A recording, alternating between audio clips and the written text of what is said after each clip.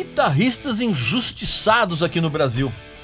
Trago aqui 5 nomes de grandes instrumentistas brasileiros que nunca receberam o devido reconhecimento por parte do grande público. Presta atenção. Meu amigo e minha amiga, você ainda não é sócio do nosso grupo secreto lá no Facebook? Nesse grupo eu coloco textos exclusivos, matérias exclusivas, dicas de discos, livros e respondo a todas as perguntas que os nossos sócios fazem lá para mim. Agora, às terças-feiras, nós temos uma live às 21 horas. Eu respondo a qualquer tipo de pergunta, ainda mostro os meus discos raros que eu tenho lá na coleção. Enfim, é interatividade total e diária, praticamente em tempo real. Para você ser sócio é muito fácil, basta que você acesse o primeiro link aqui na descrição do vídeo e você vai entrar na nossa nova plataforma de apoio, que é o Apoia-se. E lá você vai ter toda a orientação para se inscrever e fazer parte do nosso seletíssimo grupo secreto lá no Facebook. Meu amigo e minha amiga, o assunto desse vídeo são guitarristas brasileiros que nunca receberam o devido reconhecimento por parte de nós mesmos, brasileiros. Antes de eu entrar nesse assunto, claro que você vai fazer a sua inscrição aqui no canal, visitar a nossa loja, que tem uns produtos muito legais. Você lembra que temos de maiores guitarristas brasileiros de todos os tempos? Você vai, evidentemente, achar aqui, fazer uma pesquisa aqui, você vai encontrar. E naquele vídeo, eu já tinha dito que é um guitarrista muito conhecido, exatamente dentro do nosso universo fora desse ambiente. Mesmo depois que ele construiu uma carreira de mais de 40 anos de atividade, inclusive ele está em atividade ainda hoje, principalmente como sideman, ou seja, aquele guitarrista que está sempre acompanhando um outro artista. E o Faísca começou a fazer isso com 17 anos, lá nos anos 70, quando ele acompanhava o Eduardo Araújo. E durante essas décadas ele trabalhou ao lado do Fábio Júnior, do Leandro e Leonardo e da Rita Lee.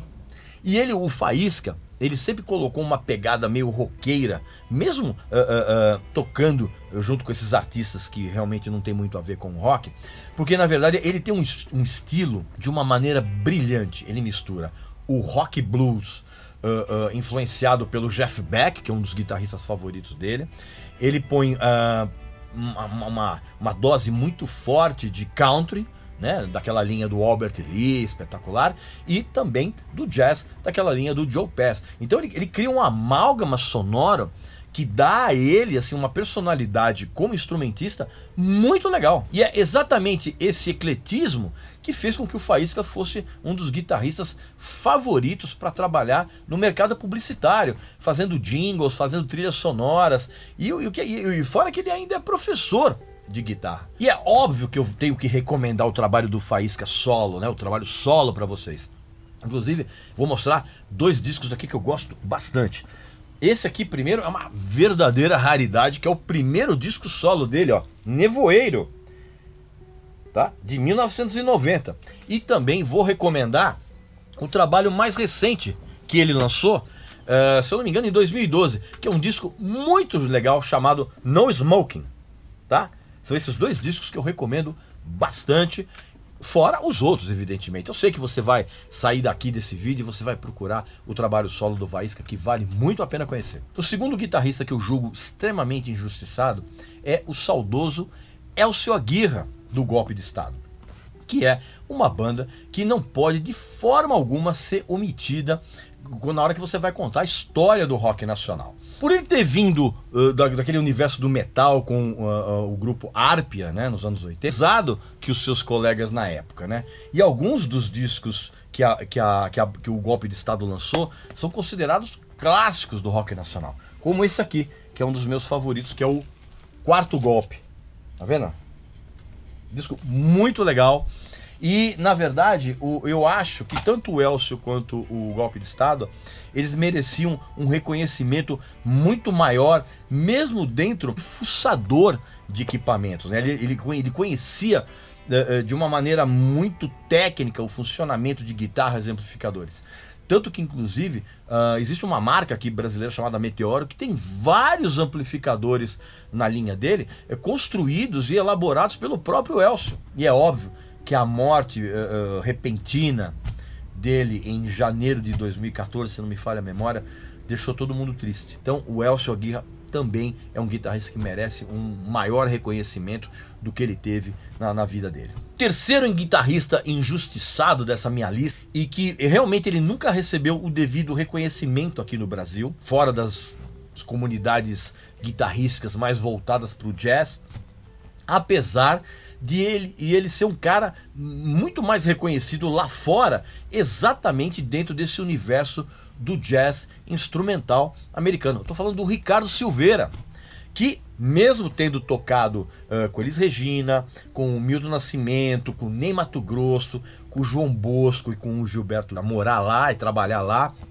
e lá ele obteve um reconhecimento muito grande, a ponto de ele ter passado pelo menos uns 2, 3 anos excursionando na banda do Rosos, fãs do Ricardo Silveira. E o estilo dele, que é um estilo muito fluido, vamos dizer assim, em termos de abordagem jazzística, que mistura, inclusive, muitos elementos de música brasileira nessa pegada jazz dele, resultou em discos muito legais, discos que são, inclusive, lançados lá fora o tempo todo e não vão chegar aqui no Brasil nunca. Eu tenho uma raridade aqui para mostrar para vocês, que é exatamente o primeiro disco do Ricardo Silveira, aqui ó, que é o Bom de Tocar, tá? Aqui ó. Olha como o cara era jovem na época. Pois é, foi exatamente esse disco aqui, se eu não me engano, de 1984, que abriu as portas do mercado americano para ele. Outro grande injustiçado como guitarrista aqui foi um dos pilares do blues brasileiro, juntamente com o Nuno Menderes e o André Cristóvão, que foram 2 guitarristas que eu citei naquele vídeo anterior. Eu tô falando do Celso Blues Boy, que teve uma carreira extremamente digna, onde ele misturava blues e rock com uma intensidade impressionante. E é engraçado que talvez tenha sido o fato dele ter acompanhado, acho que no finalzinho dos anos 70, comecinho dos anos 80, dele ter acompanhado o Raul Seixas e o Sai Guarabira, talvez essas experiências deram a ele uma versatilidade roqueira que caiu muito bem na linguagem do blues. Os shows dele nos anos 80 no Circo Voador ainda hoje são reverenciados por quem assistiu como verdadeiras celebrações de blues e rock no Rio de Janeiro. Eu vou recomendar os 3 primeiros álbuns dele. E sabe por que eu não vou mostrar esses álbuns aqui para vocês? Porque numa das mudanças de casa eu acabei perdendo, eu não sei o que aconteceu, esses discos sumiram aqui da minha casa. E até hoje eu não consegui encontrar esses LPs em bom estado. Mas eu vou recomendar assim mesmo. Os 3 primeiros discos do Celso Blues Boy. Que chamam... o primeiro é Som na Guitarra, de 1984, que é o que tem Aumenta Que Isso Aí É Rock and Roll, que foi um sucesso, vamos dizer assim, pelo menos entre a gente que gostava de blues nacional. E aí tem um disco, o segundo disco é o Marginal Blues, de 1986, e tem o terceiro que é o Celso Blues Boy 3, de 1987. Eu ainda vou encontrar esses LPs em bom estado e vou mostrar aqui para vocês. O último guitarrista dessa lista, curiosamente, é o cara mais famoso de todos, mas que também não obteve o devido reconhecimento. Não no universo da música pop brasileira, mas no universo guitarrístico, vamos dizer assim. É o Lulu Santos. Pois é, talvez você não saiba, mas o Lulu Santos é um dos guitarristas mais injustiçados da história da música brasileira. Pouca gente sabe do que ele é capaz de fazer com o instrumento na mão, porque as pessoas desconhecem que a formação do Lulu, ali nos anos 70, veio do rock pesado e do rock progressivo, quando ele tinha uma banda chamada Vimana, junto com o Lobão, tocando bateria, e o flautista era o Rich. O Rich de Menina Veneno.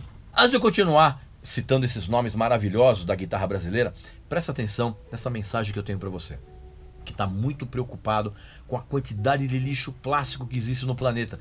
Principalmente você que é pai e mãe e sabe que é exatamente esse planeta que vai ser herdado pelos seus filhos.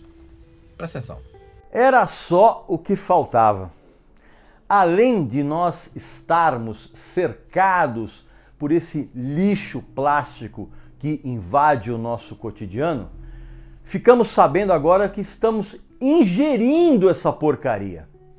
Pois é, estudos recentes demonstraram que existem micropartículas de plástico em 90% das marcas de sal que a gente consome. Pois é, acredite se quiser. E sabe de onde vem essa quantidade de microplásticos?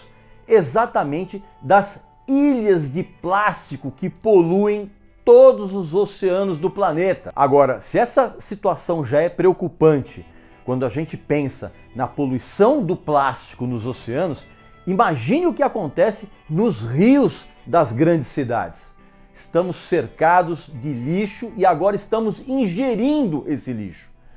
Tecladista do Yes, o ex-tecladista do Yes, o Patrick Moraz, lembra? Aliás, tem uma história sensacional que eu vou contar num vídeo aqui a respeito de grandes histórias do rock nacional que você não sabe. Mas enfim, voltando então ao Lulu Santos, cara, ele tem exatamente um background como guitarrista simplesmente sensacional. Aliás, seria muito legal que o Lulu Santos, ele que está sempre fazendo coisas diferentes, experimentando, seria muito legal que ele soltasse um álbum, mesmo não precisa ser disco físico, soltasse aí nos Spotify da vida aí, um álbum que fosse instrumental, ou que tivesse uma pegada mais roqueira, que mostrasse para as pessoas o quão bom ele é como guitarrista. E é claro que mesmo no trabalho mais pop, como ele trata a guitarra, não em termos virtuosísticos, né? Porque o som dele pop não permite esse tipo de coisa. Mas sabe, em texturas de timbres, de harmonias, assim, ele realmente é um guitarrista diferenciado. E sabe o que seria legal? Seria legal que, além dele soltar esse disco, esse hipotético disco que eu sugeri aqui, ele voltasse a fazer os shows em trio. Pois é, ele em 1998, se não me falha a memória, ele fez alguns shows em trio, tocando sons mais pesados, instrumentais, com um trio que ele batizou de Trio Jacaré. Pô, seria muito... Transitam ou transitaram, né? Então, meu amigo e minha amiga, não se esqueça então de fazer sua inscrição aqui no canal, visitar a nossa loja, que tem uns produtos muito legais, e eu voltarei aqui na semana que vem com mais